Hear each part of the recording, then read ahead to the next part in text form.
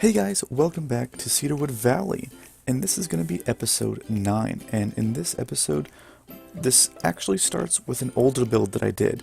I know I mentioned in the last episode that I had a ton of footage that I wasn't going to be able to use because I didn't want to use those super hyper detailed buildings, but there was one building that I didn't show you guys that I built that I do think is going to make it into the park, and as I'm saying this, it is already in the park.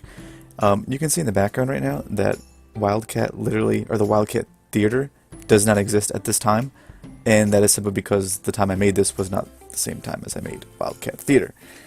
So yeah, this actually doesn't even end up in the spot it is right now. There was actually a whole bunch of huge changes from the time that I had first built this to the time that I actually got put into the park, and I think that's a little bit better. I think the design now is better than it was, and although you're not going to get to see me do a lot of stuff behind the scenes in terms of where the cinema was going to go, and you know what it looks like, what's around it. You're only going to be able to see that in the cinematics, unfortunately. And I apologize for that, but that was kind of my. I wanted to get this episode out, and I'm actually leaving, you know, in like less than 12 hours to go to San Antonio. So I just wanted to get this out before I was gone for the weekend. So that's kind of why you guys don't get to see the behind the scenes, I guess, of actually putting this cinema in its rightful home in Cedarwood Valley. That's not saying that this episode is going to be shorter or have less content in it. It's just not going to have those parts of it. I actually was planning on just plopping it down and getting it in for the video because I had this all pre-recorded, and I said I can't spend a lot of time this week, you know, actually making new parts of the park. And I was so wrong about that. I spent so much time placing this, revamping it, stacking the layers, even more than you'll see in this episode, or sorry, in this video. So yeah, completely went against what I thought I was going to do. I don't know if it's for the better or not. I certainly don't like the way it turned out, but we shall see. It's not completely done yet. I'm waiting for some things in the update, and we'll talk about that a little bit later in the episode. But this is actually modeled after a, well, it's not after one cinema, and not cinema, one theater front on Broadway in New York City, but it's actually based on a couple. But I took the most inspiration from one called the Amsterdam, and that is where I reflect it in the actual name of my cinema being Amsterdam. Now, I'm not sure if that's going to stay. I didn't really think twice about it. When I first made it, I had, you know, very good idea of why I called it the Amsterdam, but now I don't know if I'm going to keep it that way. I might change it. But that is to be determined. And it actually serves in the park as a focal point midway between the observation tower and Wildcat Theater. Now, it's a little bit off to the side, so it's not directly in the way, and it's not stopping any sight lines going either way. There's actually a very good sight line of Firestorm. You can see it over the top of the theater when you're on the top of the hill on Wildcat Theater, looking towards the observatory and obviously towards Firestorm.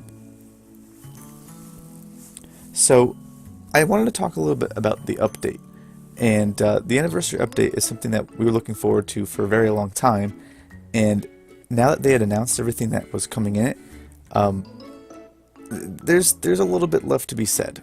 I'm not going to say I'm disappointed, but you know, in a very real way, I am disappointed, and the reason for that is because they're bringing in 3 new coasters, and you think for someone like me that's a pretty big deal.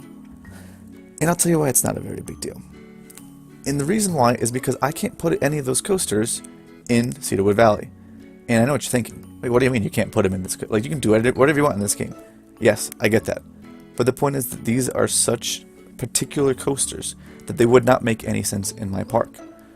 So the first one is the one they announced most recently, being the Strata coaster, and that being, you know, in real life, Top Thrill Dragster, King Naka, and the one in Ferrari Land in Spain. I think it's called like Red Force or something like that.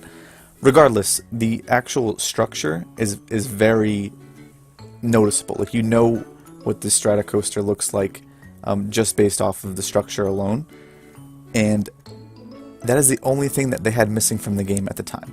That, and you know, a very specific type of coaster car, which, you know, wasn't really. I don't think anyone really needed that. We already had the launch coaster, and a lot of people created their own custom supports that looked exactly like the ones on the real things. So it just seemed a little bit unnecessary to me to create a brand new coaster for something that we could already build. Like, if I wanted to build it, and many people already have built, like Top Thrill Dragster and Kingda Ka remakes, so it felt a little empty for me for that one. And then the water coaster, while it is beautiful in terms of just the way that the steel structures look and the way that it all interacts with the water and with it being a coaster at the same time, is like a very cool thing. Like, I like that a lot. The problem is, just like the Stratocoaster, it has no place in my park. The only way that it would have a place in my park is if I made it, you know, in terms of like one of those new Mack water coaster rides, which I'm going to post a picture of now. And if you've never seen something like this before, like, I think you should look it up, because I think they're very interesting, and like, it takes a very small footprint. You know, it's a launch coaster, it's a water coaster, and quite frankly, the one that they've built, I'm pretty sure it's in Belgium, Netherlands or Belgium. I can't remember exactly, but you know, I'm sure Edit Brody will get back into this and tell you exactly what went wrong. Anyways, that is the only way I could see this water coaster being in the park, and that's not even what it's intended to be used for. So I would have to modify it for a way that it would actually work in the park. So now that's another coaster that I can't use. And the last one, which is the shoot the gaps or the hop the gaps, whatever it's called, the side friction wooden roller coaster. I already have my classic wooden roller coaster in this park, Wildcat. As you remember, or maybe not remember, in the first episode I talked a little bit about what it's actually made after. And it's Wildcat being the roller coaster in Lake Compounds. And actually, I'll post some pictures right now, because I actually went to Lake Compounds for the Fright Fest. But that's one of the oldest roller coasters in the nation. I'll have to double check that. But it is one of the oldest roller coasters, so I'm not going to put in a shoot the gaps in this park. I'm not going to have two classic wooden roller coasters. It just wouldn't make sense for the size of my park, the scale of my park, and for the realistic of, like, anything of my park. So, now moving on from that roller coaster rant, I am way off track of where I want to be right now. But anyways, I wanted to talk a little bit other things in the update other than my very disappointed coaster views, which are pretty singular, and I wouldn't expect the entire community to feel the same way as me. Like I said, I do like all of the new coaster types. They're very cool. They just will not fit in here, and I'm like personally offended by it, if you know what I mean. Anyways, so we're going to go and talk about other things that are involved in the update that I'm very excited for.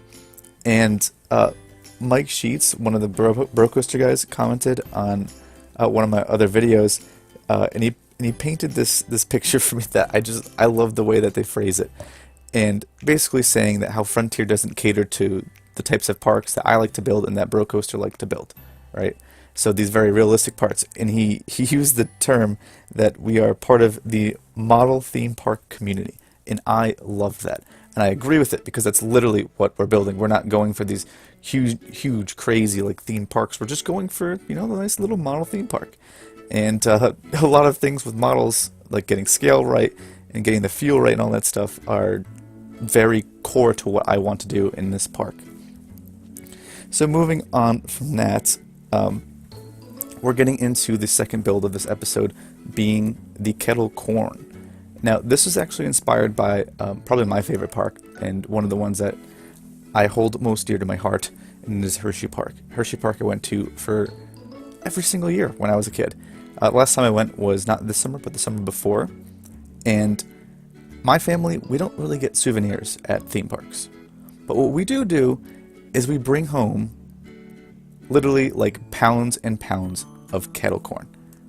And so I needed to create this kettle corn stand that is, if you've been to Hershey Park, you know which one this is, right? It's the one that you can smell from like miles away. You can be like on the top of like the Kissing Tower, and you can just literally be like, oh my gosh, is that kettle? Like, that's how good this stuff smells. So obviously I had to build it. And one of the most interesting things about this kettle corn stand, or this shop, in real life, is that they do it all right in front of you. Like, there's like a glass room in the middle of the waiting line for you buying stuff, and there's two guys with these huge wooden paddles in these huge pots that were filled with kettle corn and erupting with the most delicious smell you'll ever smell. And so I wanted to create that here, and that's why I'm creating this big overhang with these little minute details on the sides. You know, obviously, more and more so I find myself just getting drawn into the details. and this stacking of layers effect, like, it's only growing on me, and I'm compounding. I'm just compounding everything I do, and I actually really like it. So, anyways, I was actually having a little bit of trouble with creating what the popcorn should look like, right? And there's actually kind of a cut in the video a little bit, and you'll see me literally have like my workspace out, and I just pulled a whole bunch of different pieces and was like, okay, here's the cut now. And I was like, okay, what can like I use? What can I realistically use? And I ended up going with these little gummy drops and these other candies and coloring them a kind of popcorny color and putting them in this honestly this witch's pot. And now I did all of this in pause, and that was a huge mistake. And the reason for that was because in these witches' pots there's this green glow, this green fog, this green mist that comes out of them. And I didn't notice that when I was creating this, obviously, because I'm doing it like in pause. And it ended up creating kind of like a weird looking thing. I ended up keeping it. Maybe our health codes aren't that great at Cedarwood Valley, and maybe there is a green steam that comes out of all of these kettle corn things, but I just left it anyways. And you can see I made like little buckets out of the like Reese's cup pieces, and I made a trough of of popcorn in like the little the iron bucket, the big iron bucket. You can see me putting like little piles of popcorn as well on the ground, just because like it's literally how it is. Like there's just popcorn all over the place in the real one, and I just wanted to kind of relive that in this sort of way. And in addition to that, I wanted to, actually make kind of, not necessarily the scale, but I wanted everything to be like large. Like those actual buckets with the popcorn in it, the Reese's Cup buckets, they're like huge for the people that are walking around. But that's the point, because that's how big these bags were at Hershey Park. And I just really, really needed to have that in my park as well. It was crucial to the feel of the park, right? How can you have a park without having kettle corn? And going this long in Cedarwood Valley without kettle corn, huge mistake, but we actually went and fixed it. And as for the colors, it is completely ripping off Hershey Park's colors, number one. And number two, I just love and, pardon me, the corniness of the colors here. Like this bright yellow and this like very deep green, like those colors just don't make sense. Like that's not a very pleasing looking building, but the fact that it's just this weird like kettle corn stand that has literally the people making the kettle corn in front of you just like ties it all together so much better. So now we're coming to the end of this video, and I hope you guys enjoyed this video.